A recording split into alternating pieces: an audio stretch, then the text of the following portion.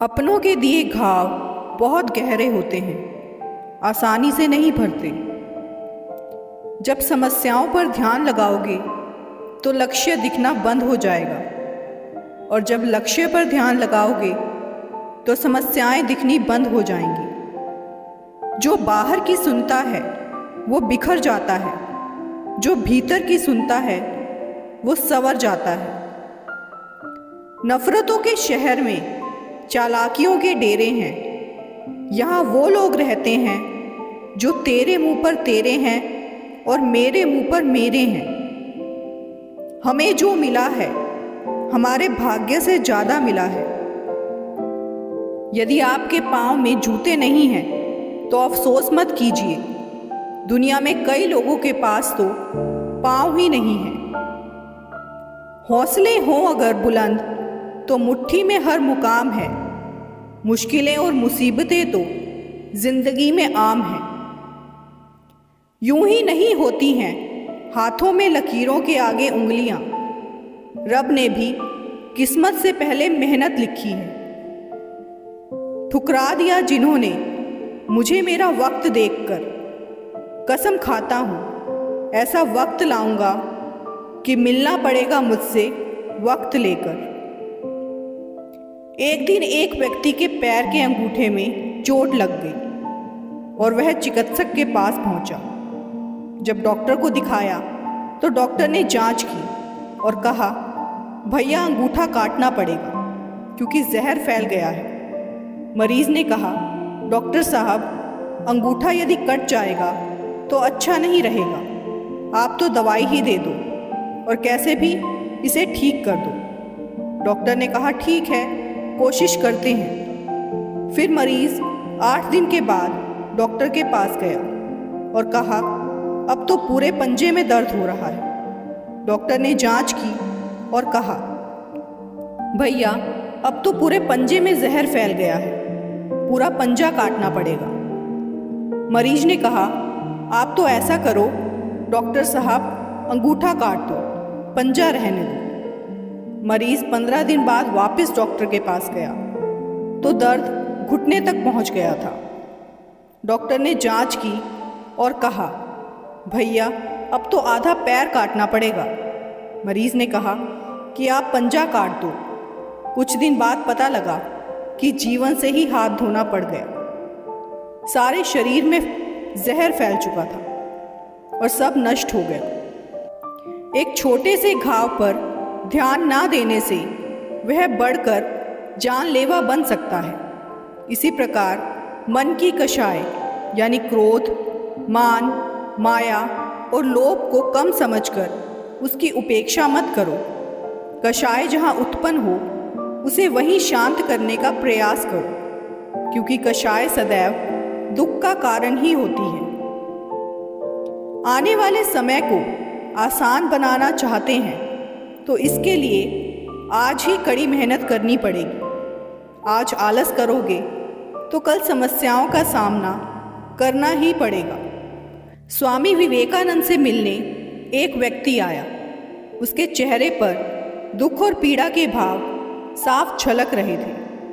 स्वामी जी को देखते ही वह उनके पैरों पर गिर गया और कहने लगा, स्वामी जी मैं बहुत दुखी हूँ। मैं मेहनत में कोई कमी नहीं छोड़ता, इसके बावजूद कभी भी सफल नहीं हो पाया।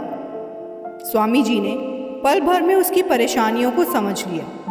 उन्होंने अपना छोटा सा पालतू कुत्ता उस व्यक्ति को सौंपा और कहा, तुम कुछ दूर मेरे इस कुत्ते को सैर करा लाओ, फिर मैं तुम्हारे सवालों के जवाब दूंगा। काफ़ी देर तक वह व्यक्ति कुत्ते को सैर कराता रहा। चूँकि कुत्ता स्वामी जी का था, लिहाजा उसने इस बात का ध्यान रखा कि वह मन भरकर घूम फिर ले। बाद में जब वह कुत्ते को लेकर स्वामी जी के पास लौटा तो उसके चेहरे पर थकान के कोई निशान नहीं थे। लगता नहीं था कि वह मेहनत करके आया है, मगर कुत्ता बुरी तरह से हाफ रहा था और थका हुआ लग रहा था। स्वामी जी ने उस व्यक्ति से पूछा, यह कुत्ता इतना हाफ क्यों रहा है?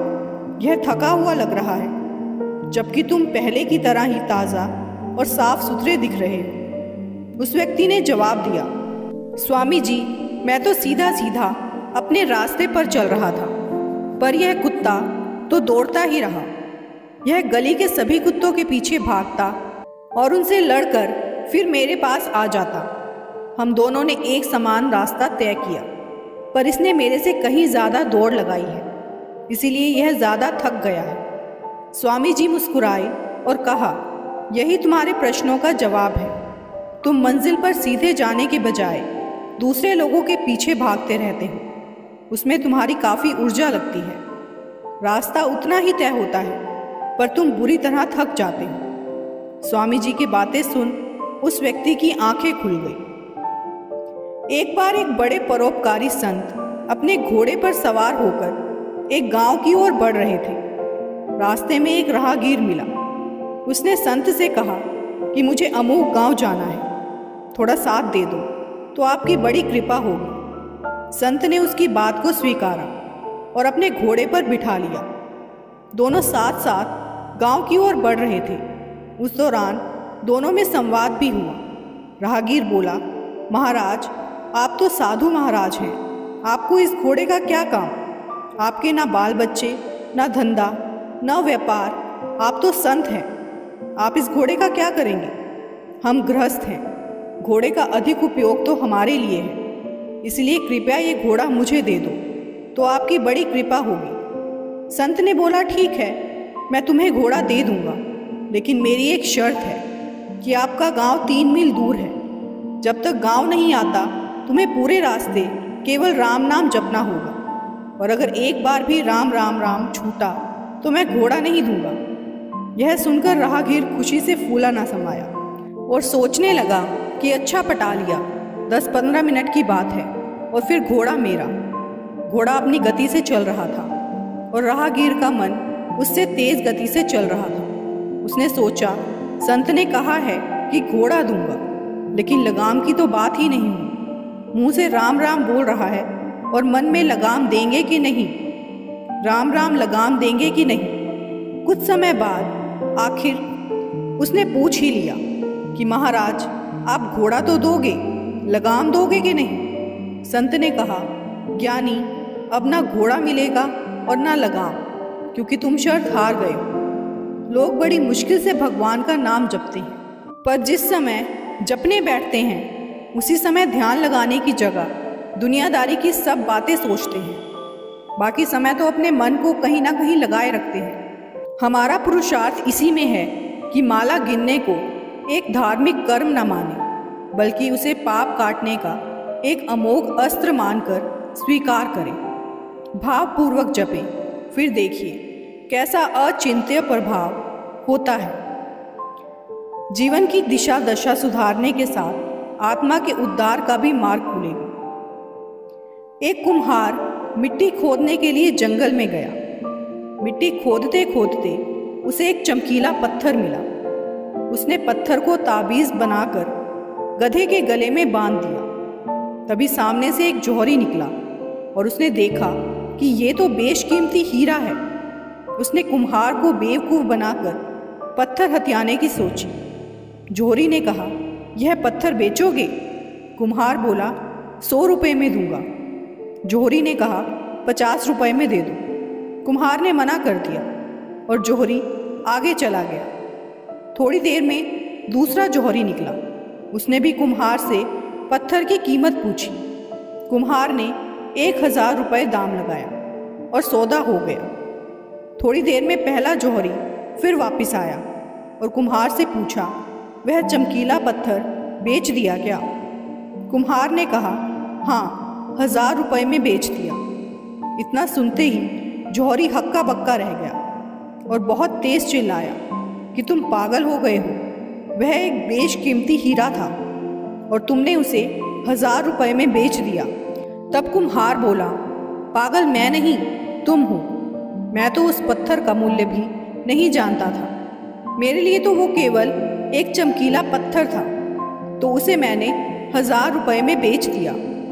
तुम्हें तो उसकी असली कीमत पता थी, फिर भी करोड़ों रुपए के हीरे को 50 रुपये के लालच में छोड़ दिया।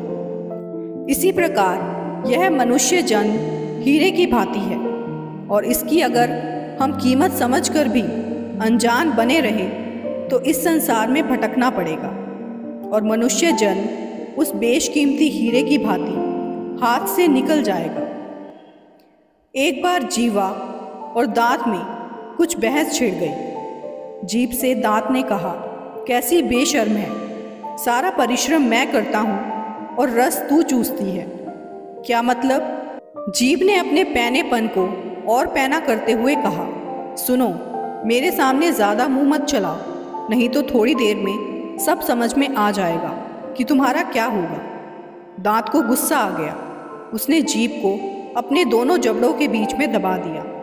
जीभ तिलमिला गई और बोली, ठीक है, तूने मेरा अपमान किया है, देख मैं अभी तुझे मज़ा चखाती हूँ। दांत बोला, तू मेरा क्या कर लेगी? जीभ ने कहा, मैं तुझे अभी मज़ा चखाती हूँ। वो सीधे एक पहलवान के पास गई और 4-6 गालियाँ दे दी।